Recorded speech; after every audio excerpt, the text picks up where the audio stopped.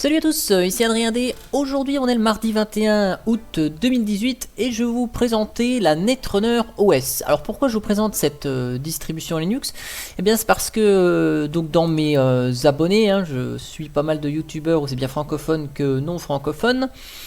Et Actualia que je suis nous a fait une petite présentation de la Netrunner Linux 2018 Rolling. Et s'est focalisé vraiment sur la partie thème KDE, Qt et GTK. Et donc forcément, il s'est fait un petit peu incendier parce qu'il ne parle que du thème. Ma foi, Actualia parle de ce qu'il a envie dans ses vidéos, que vous aimez ou non. Il fait le contenu à son image. Et dans le commentaire de Micro Méga là, qui dit quid de l'installation, la gourmandise et tatati et tatata. Et ben c'est vrai qu'en mettant en lumière cette distribution, la Netrunner, je me suis dit bah tiens on va aller voir un petit peu ce qu'elle a dans le ventre celle-là. Donc sur le site de la Netrunner OS, on voit que finalement Netrunner c'est une distribution qui propulse KDE Plasma et qui se veut belle, avec pas mal de belles intégrations de KDE Plasma. Voilà, avec un lanceur, le panneau, bon, Firefox qui est bien intégré avec Plasma, etc. etc. Donc je me suis dit, je vais télécharger l'image ISO, donc on peut la télécharger en ARM aussi, si on a des Raspberry, par exemple. Donc on a deux éditions, la Debian Based, qui est donc la Netrunner 1803, qui est basée sur Debian Testing. Voilà. Et puis sinon on a une Arch Based, donc la Netrunner Rolling, vu que Arch Linux est une Rolling, en version 2018-08, qui est basée sur Manjaro. Alors on aurait pu penser que la Debian Based est basée sur Ubuntu pour le coup. Bon, c'est pas le cas. Donc là c'est la Netrunner Rolling, en fait elle n'est pas basée sur Arch mais sur Manjaro, voilà. Elle offre KDE Plasma 5.13.3, elle fait une certaine taille. Donc ce que j'ai fait, eh bien j'ai récupéré cette image ISO. Hop, et c'était pas ça que je voulais faire. Hop. Et j'avais installé une calculette Linux avant, voilà, je démarre. Donc sur l'image ISO, donc on reconnaît bien ici le grub à la con de Manjaro, où il faut aller à 150 000 endroits pour mettre en français. Voilà. Voilà. Et donc on démarre. On démarre la Netrunner. Et donc on va voir ensemble l'installation. J'accélérerai la vidéo pendant l'installation. Et puis après, eh bien, on parcourra ensemble un petit peu la Logitech, ce qu'elle a dans le ventre. Bref, on va parler de tout sauf exclusivement du thème à proprement parler. Voilà, donc là l'image ISO démarre, c'est un peu long, c'est normal. Comme d'habitude, les machines virtuelles que j'utilise, c'est 2 Go de RAM, 2 CPU et puis un SSD pour que ce soit plus rapide. Et 45 Go de disque, c'est toujours les mêmes machines virtuelles depuis Mathusalem. Donc vous avez vu ici, il y a MHWD qui s'est mis en action pour détecter le matériel. Et donc apparemment il a bien détecté, j'ai vu, il a démarré le OpenVM Tools, donc il a démarré le fait qu'on était bien sur VMware. Donc ici vous voyez, on a déjà l'adresse IP qui est remontée.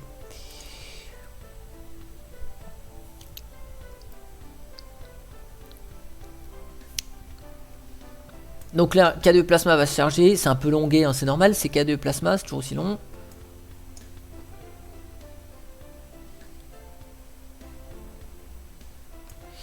Voilà.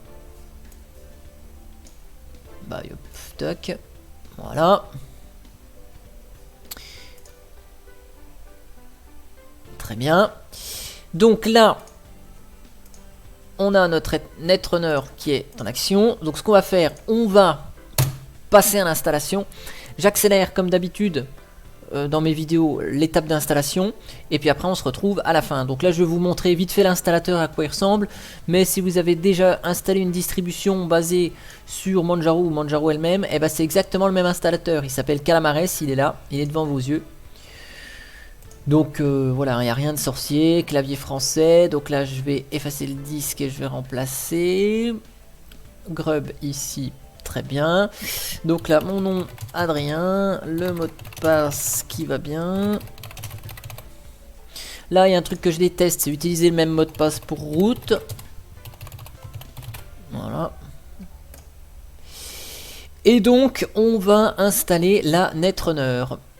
Comme d'habitude, avec les distributions basées sur Manjaro, on a une seule partition racine avec tout dedans, et puis on a un swap énorme, qui est 2 fois de la taille de la RAM dans mon cas.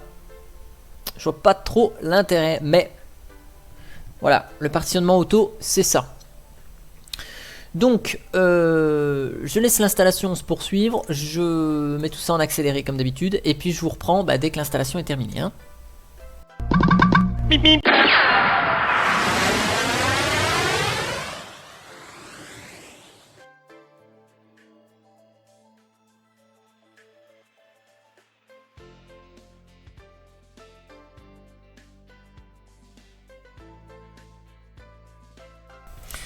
Voilà, donc l'installation touche à sa fin, il reste une dizaine de pourcents qui devrait aller beaucoup plus vite que la tranche des 25-26% de tout à l'heure. Et donc on va redémarrer la distribution, on voit un petit peu ensemble ce qu'il y a de beau dedans au niveau des applications, ce qu'elle propulse comme noyau, ce qu'elle prend comme mémoire, etc. Bref, les petites choses que je faisais quand j'ai commencé ma chaîne YouTube, quoi, hein, tester les distributions Linux. Donc là, on va redémarrer maintenant, terminé. Et on va voir ensemble tout ce qu'il y a de beau là-dedans. Hop là. Donc là, on démarre la Netrunner. Vous voyez ici, on a le noyau 4.17.9 de Manjaro. Donc là, on ne peut pas dire que ce n'est pas basé sur Manjaro. C'est carrément le noyau de Manjaro qui est utilisé. Donc le démarrage est super rapide. Pour aller en tout cas jusqu'à l'écran de connexion. Par contre, après... Voilà. Hein. Le rhinocéros qui est KDE prend son temps. Voilà. Donc ici, hop là, voilà, histoire d'être en plein écran. Donc on a une Netrunner ici qui est installée, ok, qui est fonctionnelle. Donc par défaut, hein, le menu de KDE, c'est ce grand menu là. Voilà, c'est pas le petit menu classique qu'on a l'habitude de voir. Donc si je lance le K-Info Center pour que vous puissiez voir déjà ce qu'on a sous le capot. Donc on a la Netrunner Rolling, il y a KDE Plasma 5.13.3, donc c'est du récent, KDE Application 18.0.4.3, KDE Framework 5.48, Qt 5.11.1, donc c'est du tout frais, du tout récent. Voilà, donc vous voyez ici... comme je vous l'ai dit tout à l'heure, hein, la machine virtuelle c'est comme d'habitude 2 CPU, 2 Go de RAM, et donc là forcément il m'a mis du swap comme ça. Voilà. Donc on a Xorg 1.19, ok. On a Mesa, très bien, très bien, très bien, et le noyau 4.17.9. Voilà. Donc côté consommation mémoire, alors ce qu'on va faire, on va essayer de voir si HTOP est installé. Oui, parce que le K6Guard, hein, les outils qui sont propres à KDE ne mesurent pas la mémoire de la même manière. Donc ici, vous voyez, on a 1,5 Go de manger à l'installation, donc c'est assez énorme. Au niveau de l'espace disque, on a 7,7 Go de manger. Donc là, on voit que c'est quand même un poids lourd en la matière. Parce que si je lance le K6Guard, vous allez voir en fait, K6Guard, il ne prend pas en compte le cache, donc on va voir des notions différentes. 1,0, bon, c'est le bleu ici qui n'est pas pris en compte.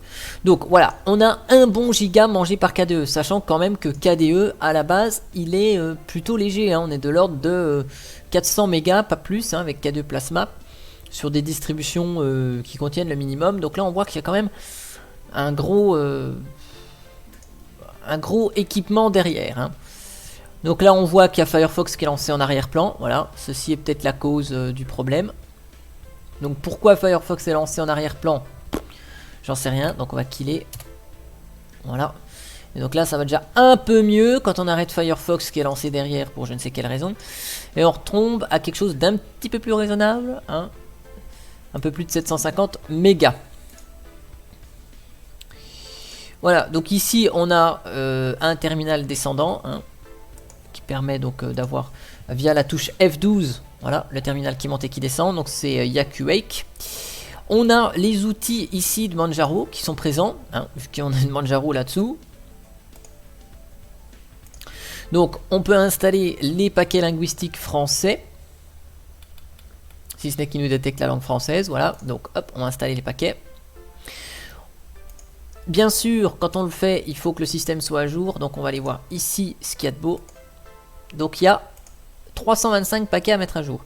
Et donc si on ouvre la Logitech, et bien par défaut, c'est notre ami KDE Discover, enfin Discover, qui est l'outil qui permet donc de mettre à jour la distribution. Donc là, on voit que il y a plus d'1 giga à mettre à jour. Donc on va mettre à jour avec cet outil qui est fourni. Après tout, Netrunner veut offrir la meilleure expérience KDE. Donc en offrant la meilleure expérience KDE, bah, forcément on offre les outils KDE pour mettre à jour KDE lui-même. Donc là on voit qu'il y a une mise à jour de KDE. Donc je vais juste vérifier qu'on n'a pas un dépôt moisi. Si on a un dépôt moisi. Ici vous voyez on passe de KDE que je vous ai montré 5.13.3 à 5.13.4. Donc on se tape une mise à jour de KDE. Donc forcément on a un sacré paquet de mises à jour.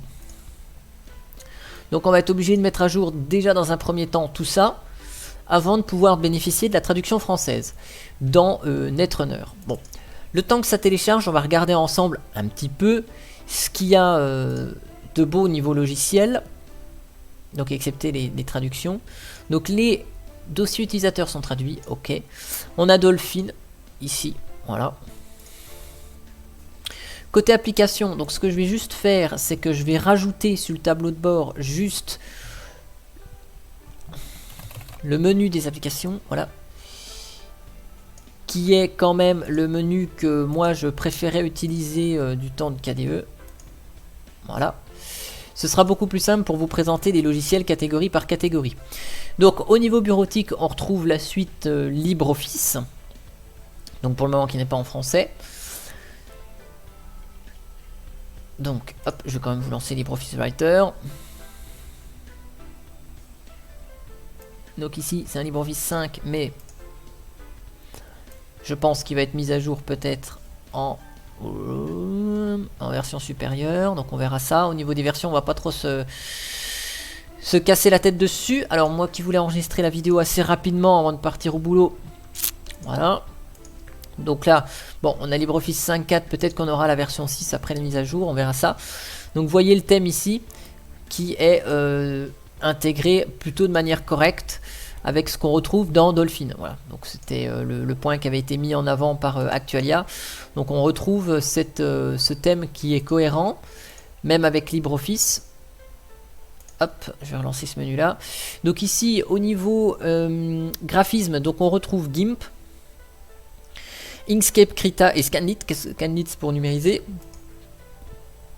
Donc GIMP c'est quand même une exception puisqu'on a une application GTK ici. Mais il faut reconnaître que GIMP est quand même un incontournable.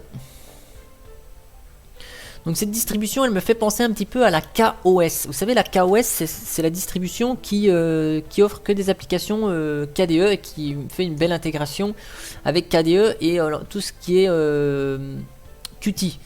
Sauf que on n'a pas les applications GTK par défaut. Voilà. Donc là on a quand même du GIMP qui est présent avec toujours le même thème qui est bien intégré. Si vous remarquez quand même le bleu ici est un peu plus clair.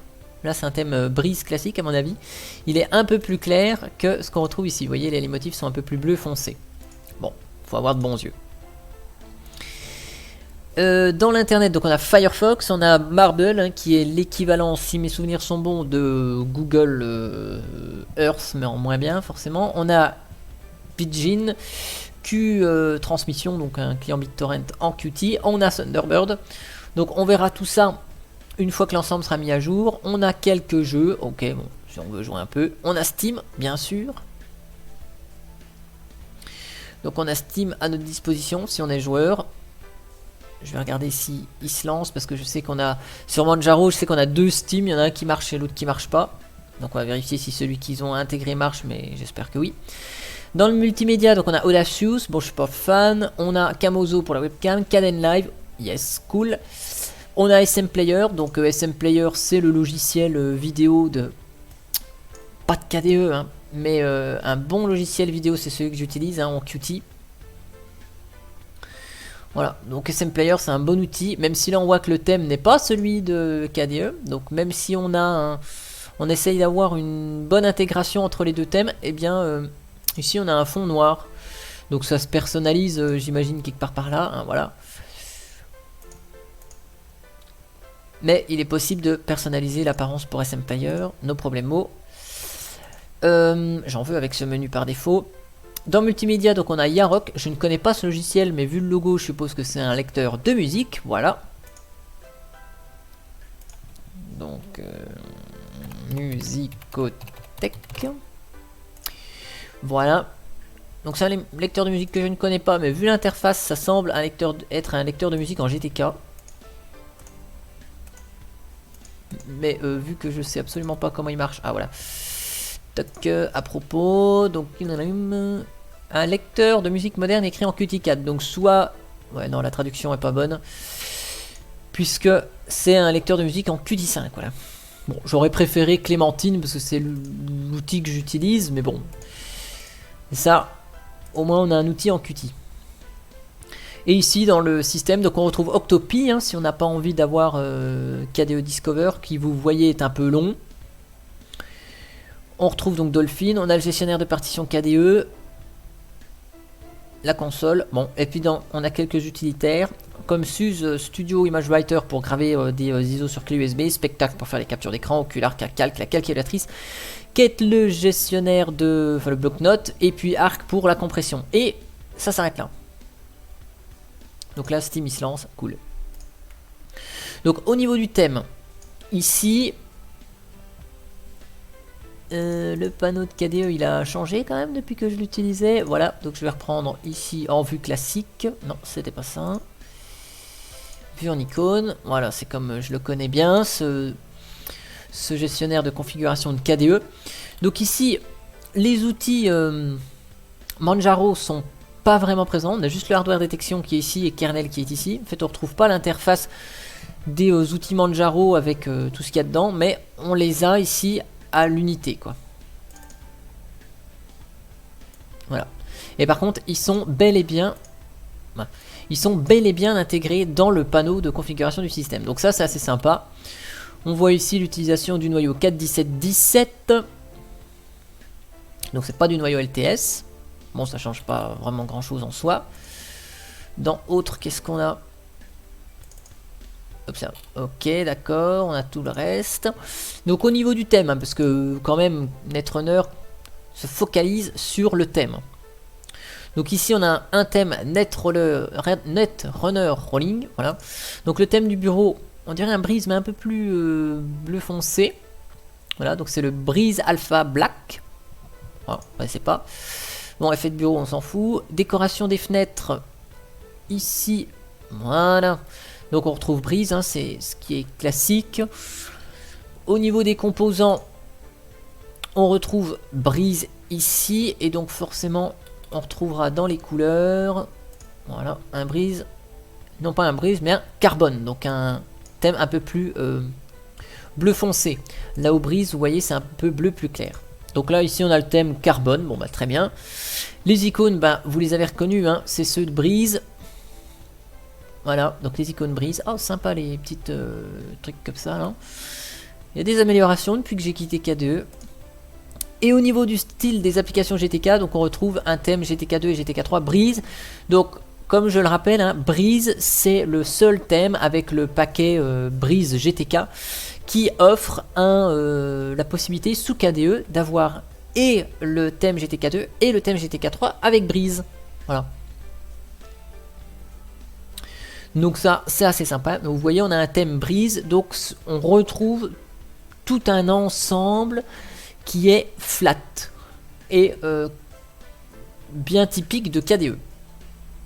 Donc là, faire les mises à jour avec KDE Discover, c'était peut-être pas une bonne idée parce que vous voyez que c'est long. Mais l'avantage, c'est qu'on peut réduire ça et puis on a quand même la progression ici dans la barre KDE. Voilà. Donc je serai obligé d'installer les traductions après. Donc je vais essayer d'éviter de lancer Firefox. Ou dans la dernière vidéo que j'ai faite, il a fallu faire une petite bidouille dans le About Config pour retrouver la langue française par défaut dans Firefox. Donc voilà. Ce que je vais faire, je mets la vidéo en accéléré, le temps qu'il me termine l'installation des logiciels. Et puis je vous reprends juste après pour voir vite fait, après l'installation des traductions et un reboot, Firefox, Thunderbird, et je conclurai la vidéo. Bip bip. Voilà, donc la mise à jour est terminée. Finalement, il n'y avait pas énormément de plus à faire. Donc ce que je vais faire, je vais lancer la traduction. Enfin, je vais lancer les traductions. Alors par contre, je sais plus où était l'outil de Manjaro. Alors paramètres Manjaro, gestionnaire de paramètres, voilà. On va le trouver comme ça. Donc paquet linguistique. Voilà, on va installer vite fait les paquets. Oui. Donc est-ce que c'est le mot de passe route ou mot de passe utilisateur qu'il faut? C'est le mot de passe utilisateur. Ok. Donc là, on va installer les langues. On fait le petit redémarrage qui va bien pour démarrer sur le nouveau noyau. Je vous montre rapidement les traductions en action, comme quoi Firefox, Thunderbird et LibreOffice, qui étaient les traductions manquantes. Tout est bien en place. On arrivera à la conclusion et bien sûr, vous aurez la vidéo ce soir parce que je n'ai absolument pas le temps de monter la vidéo ce matin.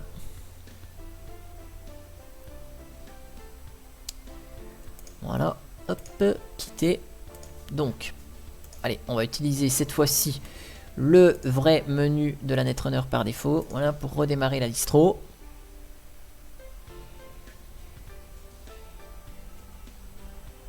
Ouf, voilà. C'est un peu chaud patate. Voilà. Donc on voit qu'on boot sur le noyau 4.17.17. Ok. Donc le chargement est toujours aussi rapide. Donc ça c'est assez agréable. Par contre KDE est toujours aussi lent. Ça c'est assez désagréable. Et bien sûr, il ne me mémorise pas ma résolution d'écran. Sinon, c'est pas drôle. Voilà, donc, je vous montre ce que je vous avais promis juste avant le reboot. Donc, Firefox, qui finalement n'est pas en français. LibreOffice, qui après mise à jour est en version 6. Et Thunderbird, donc... Voilà, le LibreOffice ici, hop, donc 6.06, qui est dispo. Ici, donc Thunderbird, on voit que, oh tiens, il est différent du mien. Oui, c'est un Firefox 60, qui provient d'Arch Linux, tiens. Donc ici, ce que je voulais vous montrer, c'était quoi? C'était dans les modules complémentaires, ici, thème. Alors, est-ce qu'on a un thème spécifique pour KDE? Donc, on a quelques extensions. Thème par défaut, non. Donc, on voit que c'est nickel. Le thème par défaut est repris dans Thunderbird. On a une extension pour le calendrier Google. On n'a pas Lightning, hein, donc on n'a pas l'agenda. C'est dommage. C'est un incontournable maintenant dans Thunderbird. Pour Firefox, donc il est installé, intéressant, on a le bloqueur de publicité, donc ça c'est assez cool. Par contre, on arrive sur Google, donc bon, bloqueur de pub, mais Google... Allez, on dit rien parce que Google c'est quand même Google. Donc on a un Firefox 61.02. Ici, ce que je voulais vérifier, c'est si on avait... Hop là, plugins. Donc on a Flash qui est préinstallé par défaut. Le thème, c'est le thème par défaut, donc le thème KDE est bien repris. On a donc une extension qui est le Plasma Intégration. On a une application qui permet de télécharger en un clic des vidéos sur YouTube. Pourquoi pas. Par contre, effectivement, ici, on voit que la langue française, elle est peut-être pas forcément installée. Donc je vais aller chercher ça avec mon ennemi Octopi, parce que je l'aime pas trop, Octopi. Je trouve pas très ergonomique. Firefox.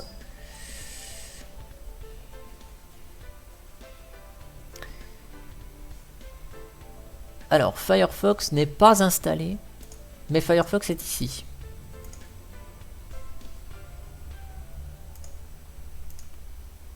D'accord.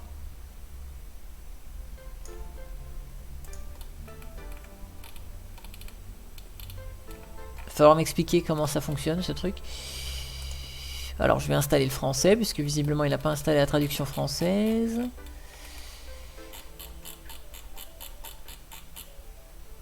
Ce qui est bizarre, c'est que Firefox n'est pas installé dans le gestionnaire de logiciels alors qu'il est noté comme installé. Alors du coup je sais pas si la traduction ça va marcher. Bonne question. Ça me semble bizarre. C'est comme s'il était installé manuellement. Je sais pas trop là. Je vous avoue que c'est un peu bizarroïde. Du coup, je suis pas vraiment persuadé que la langue française fonctionne. Non, donc là, si vous avez une idée, je pourrais prendre le temps de chercher. Mais le travail m'appelle, donc c'est quand même beaucoup plus important que de tester une distribution Linux. Mais sachez quand même que on a un ensemble plutôt fonctionnel, plutôt à jour. C'est une base Manjaro, donc c'est un truc qui devrait être à peu près solide. C'est de la rolling release. Les logiciels sont à jour, donc bah voilà. Après, par rapport à Manjaro, KDE, bah ça offre quoi en plus? Bah c'est juste qu'on a Discover à la place d'Octopi, qu'on a sur Manjaro KDE, et qu'ils ont installé Breeze GTK sur la distribution, et super, youpi, on est content. Voilà. Donc si vous connaissiez pas KDE Discover, voilà, c'est ça, hein, c'est juste la boutique de KDE. Sur laquelle vous pouvez installer les applications. Voilà, vous pouvez chercher des applications aussi. Firefox, tiens, il a peut-être été installé par là, ou c'est peut-être un Happy Image, Firefox, j'en sais rien. Non, il n'est pas installé là. Bon, je vais pas m'attarder sur le Firefox, mais voilà. Donc ça, c'est KDE Discover. Donc, que dire de la Netrunner Rolling? Eh ben, c'est Manjaro KDE, moins le fond d'écran de Manjaro, plus Breeze GTK d'installer et de configurer. Bah, super, ça casse pas vraiment la baraque, mais bon, voilà, hein, je pense que ça marche sans problème. Et bien en tout cas j'espère que cette petite vidéo vous aura plu, donc vous aurez vu un peu Netrunner en action, la consommation mémoire, les logiciels qu'il y a dedans, un peu comment elle marche, et qu'il n'y a finalement pas grand chose de si révolutionnaire que ça par rapport à Manjaro. En tout cas j'espère que cette vidéo vous aura plu, et moi, eh bien, je vous dis à bientôt pour une prochaine vidéo. Allez, ciao!